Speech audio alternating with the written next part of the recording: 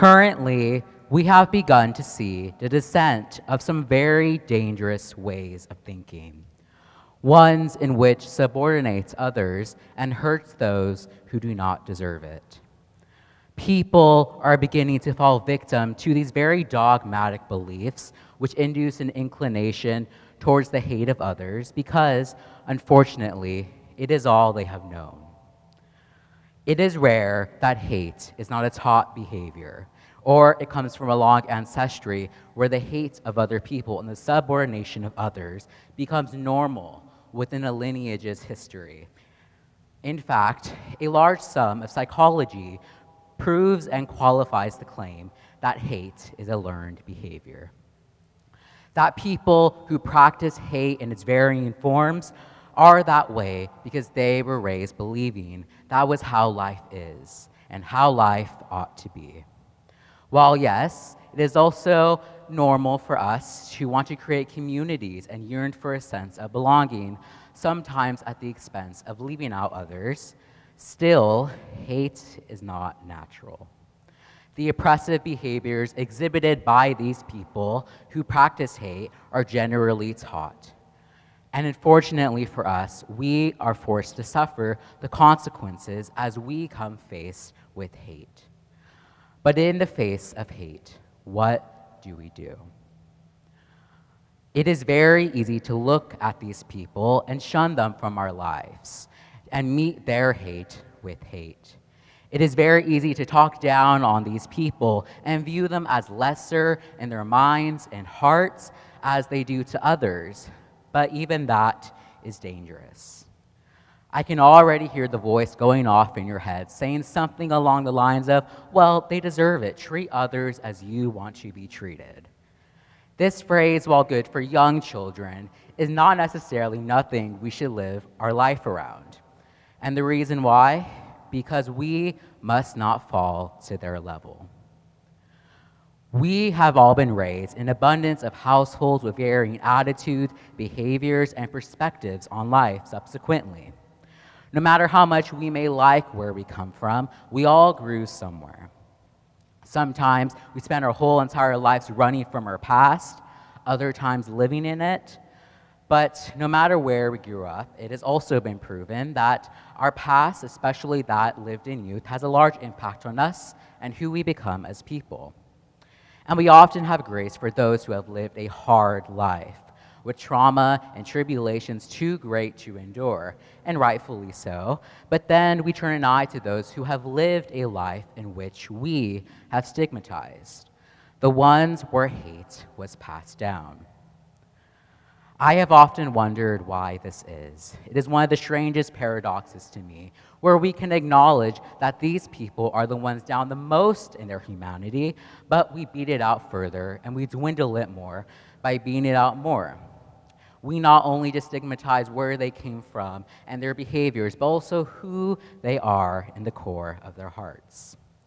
Then we distance ourselves from them because we wish not to be associated with them. We look at them and all we can see is all we deem wrong in their being. We banish them because we cannot begin to fathom how someone can be so filthy in their own hate. I can admit, it is much easier to look at these people and to banish them or maybe meet their hate with hate and to judge them and what they are doing, because it's much easier to do that to these people who are in the downs of their life or in their perceived hateful highs than to give grace and/or forgiveness. Because sometimes there are people in this world who do not seem deserving of our grace and forgiveness. The pain givers, the corrupt, the oppressors. But nonetheless, and still, I encourage you all to act with love, grace, and when able, forgiveness. But why? Why love? Why grace? Why forgiveness? Because in a world filled with corruption and hate, with bitter news that fill the room, one of the most radical things we can do in this life is love in spite of it all. Loving as a rebellion to the hate so prevalent in our lives is one of the most powerful and profound things we can do in this life. And while it isn't always easy, a lot of the times, nothing good ever is. Now, I want to share a quote from one of my favorite writers, Toni Morrison, in her novel Beloved. For some context of this quote, the she in this quote refers to a character in the novel who preached to the African community in her town whilst hate was luminous and high along with racism. It goes like this. She did not tell them to go clean up their lives and go sin no more. She did not tell them they were the blessed of the earth, its inheriting meek or glory-bound peer. She told them that the only grace they could have was the grace they could imagine, that if they cannot see it, they cannot have it. End quote. Grace is something so threaded in our lives, and also brilliantly in this novel. In context, grace must be found within the main character after doing something horrible but complex. And in order for this character, Sethe, to be able to move past her past and what she had done, she has to realize with herself that what she did not affirm the monster she believed she was, and does not make her a bad person. But in order for that to happen, she must come face to face with her past and the things that she has done. Acknowledge it, sit with it, embrace it, take what she needed to learn from it, and then learn to let the rest go. And this behavior that she thought was affirming of this monster she she had to realize that it wasn't actually affirming of it, but rather it was the consequences lauded from a horrid history of desperation. A desperation to be free from her oppressors, the ones who wanted total control over her lives. But I think something we also must acknowledge in these stories of oppression and where people are getting hated on and being oppressed against is that these people too live in desperation, and they too are not free. Sethe had a desperation to be free from her oppressors, but the oppressors that she was with, they experienced a desperation to uphold what has made them feel comfortable in their lives.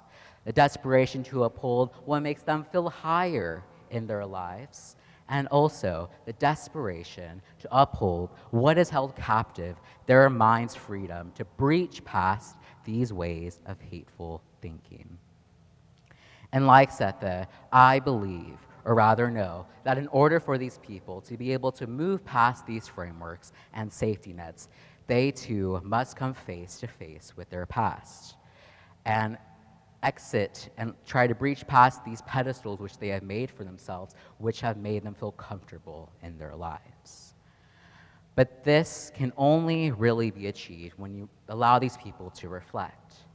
And the way we do that really can only be achieved as a beginning once, in the face of their hate, we show them grace. Grace and love, because without either of these qualities, we only create a time loop. Now I want to explain why. When we give grace, when grace is not given, it often leads to shame and guilt of one's life, and most of the times does not allow for change to transpire, whether in ourselves or in others. Sometimes these things are light, but other times they cut deep. But no matter the strength of the shame, it is vital and important that we give grace in everything and anything. When we affirm to ourselves or others that who these people are, how they're living, or how they're going about their lives is something that we can never agree with or is wrong, we affirm to them that the only place that they belong is in their flames of hate and hurt. Returning hate with hate will only ever be half return, because when we return these behaviors, they are already living in it. And it will always only be a half return, always and forever. When we inflict these behaviors back to them, we show them that is all there is to be living in, hate. But when we embody this light, and when we embody this radical kindness so rare, we show them that life does not have to be lived in their flames, that life does not have to be lived in a hell, but rather can be lived in a mimicked heaven. But that demonstration only starts in yourself, and only then can it begin for others. I recently read the whole of Ecclesiastes, and what really stuck out to me was how Ecclesiastes really highlights how we will all meet the same end.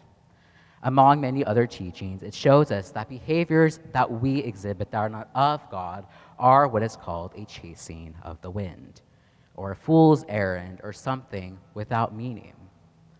And I bring this up now because I know in my heart that hate is another chasing of the wind, something only derived in momentary pride or pleasure, whereas love never is, because love is of God, and we must learn to embody those qualities as kind of exemplified in 1 John 4, 7-12, which Elizabeth read for us a few moments ago.